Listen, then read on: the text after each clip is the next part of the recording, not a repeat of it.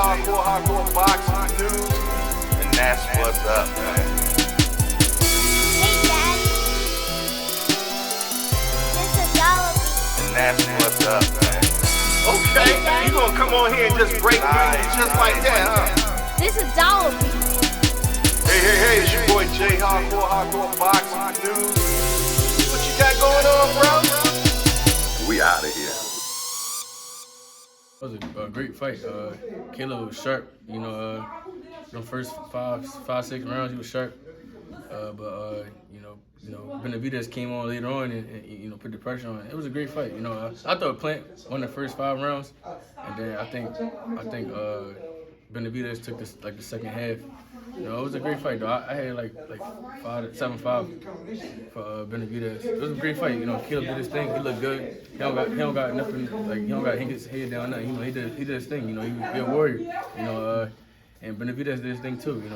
He put the pressure on at the end. And got the win. Came on top. It seemed like Benavidez gets stronger as the fight goes on. How do you fight a guy like that? When you fighting guys like that, you got to take your time. You can't let them dictate the pace. You got to back them up or take their best attribute away from them. So with things like that. So I feel like Caleb was doing everything right. I feel like he slowed down a little bit too early. I feel like if he could have did that for another two or three more rounds, he would have been fine. What about the controversial fight afterwards? Before the Colbert versus Venezuela. What do you think about that one? That was a good fight. I feel like it was a good fight. I feel like Colbert started coming back a little bit, and I feel like Venezuela let him in.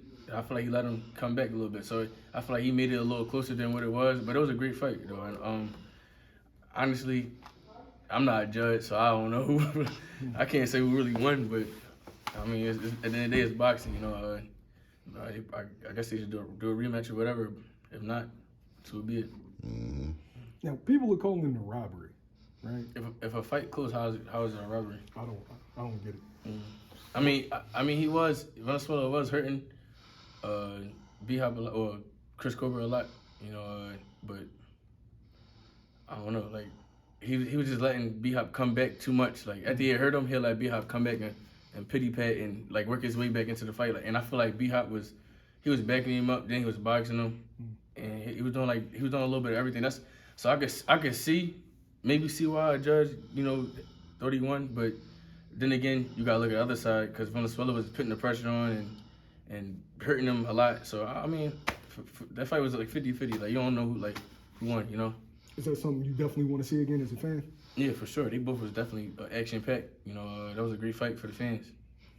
Well, it's fight week this week. We got Anthony Joshua against Jermaine Franklin.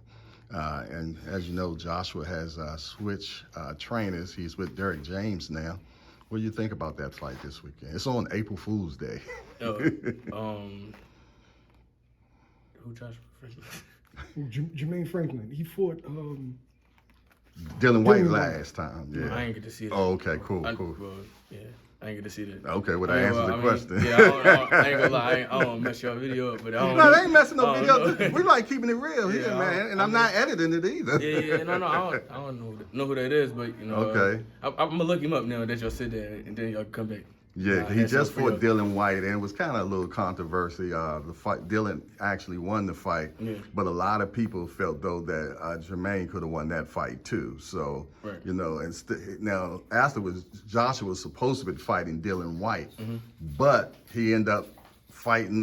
He's fighting the guy that he lost to, and that tells you something. It makes it seem like he really won then. Exactly. You know what I mean? So should be a good fight. It'll be this weekend. Yeah.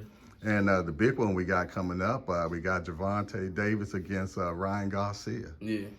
What do you think on that? I think it's gonna be a good fight. Two good fighters, great fighters. I'm going with Tank though. I think Tank going wind up figuring out and start hurting him and catching him and things like that. I feel like it's gonna be a little difficult for him in the beginning. And Tank starts slow anyway. He be calculating, trying to break guys down. So I think he's gonna do that. I think he's gonna figure him out. And eventually, if he don't stop me, I think he's gonna just punish him.